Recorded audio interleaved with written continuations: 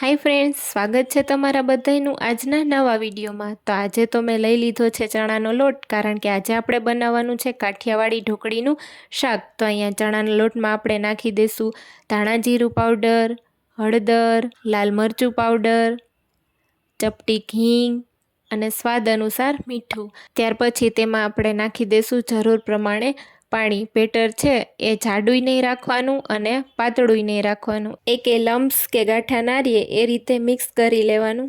जरूर प्रमाणे पाणी नाखतुं जवानुं अने सरस रीते मिक्स करतुं जवानुं। तो जो अहींया आपणुं बेटर पण सरस मजानुं बनीने तैयार थई गयुं छे।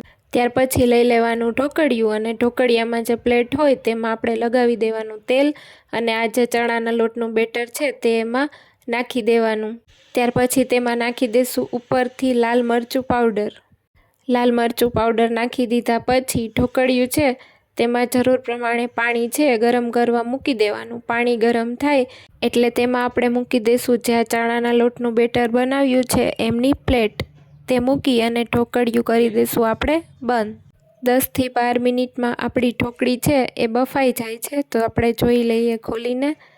तो जो आपणी ढोकળી जे छे ते सरस मजानी बफाई गई छे। तो हवे आपणे तेने एक सरखा भागमां कट करी लेशुं। त्यार पछी आपणे लई लेशुं तमालपत्र, सूका लाल मरचा, લીમડો, आखुं लसण, लसण आदुनी पेस्ट, टमेटું अने अहींया झीणी समारेली डુંગળી। अने आपणी जे ढोकળી छे ते कट थई गई छे। तो हवे एक कढ़ाईमां तेल मूकी देशुं ने आजे जो सन्डे छे तो साहेबे उठ्या तो अहींया मूकी दीधी छे साहेब माटे चा ने ते बेठा छे चानी राह जोईने। मम्मी भाजी ने एवुं बधुं फोले छे एमना माटे मूकी दीधी छे चा। चा बने एटले एमने चा आपी दઉં।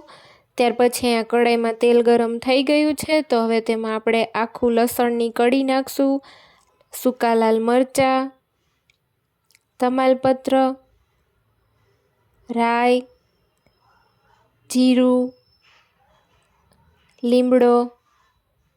त्यार पछी नाखी देशुं हींग। हींग नाखी अने आपणे जे डુંગળી जे कट करेली छे ते नाखी देशुं।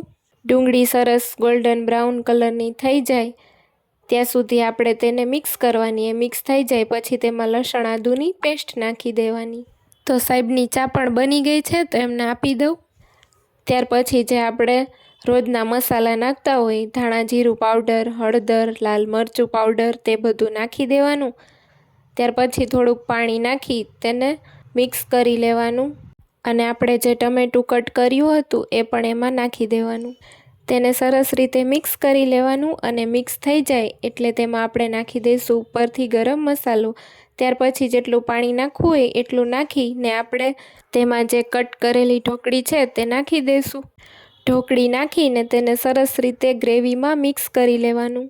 મિક્સ કરી લીધા પછી આપણે તેમાં જરૂર પ્રમાણે થોડુંક પાણી એડ કરશું, કારણ કે ચણાના લોટની ઢોકળી છે તો જે શાક છે એકદમ ડ્રાય થઈ જાય। તો થોડુંક પાણી નાખીને તેને સરસ મજાનું મિક્સ કરી એકદમ ચડી જવા દેવાનું। ત્યાર પછી આપણે ઉપરથી નાખી દઈશું કોથમીર નાખી અને ગેસ કરી દઈશું બંધ। તો જો અહીંયા આપણું ચણાના લોટની ઢોકળીનું શાક બની ગયું છે। અમારા આખા ઘરમાં આ શાક બધાયને ભાવે છે, મને જ નથી ભાવતું તો મેં અહીંયા મારા માટે બનાવી લીધી છે ભેળ। અને ફ્રેન્ડ્સ, તમને મારા વિડીયો ગમતા હોય તો લાઇક, શેર, સબસ્ક્રાઈબ કરવાનું ભૂલતા નહીં।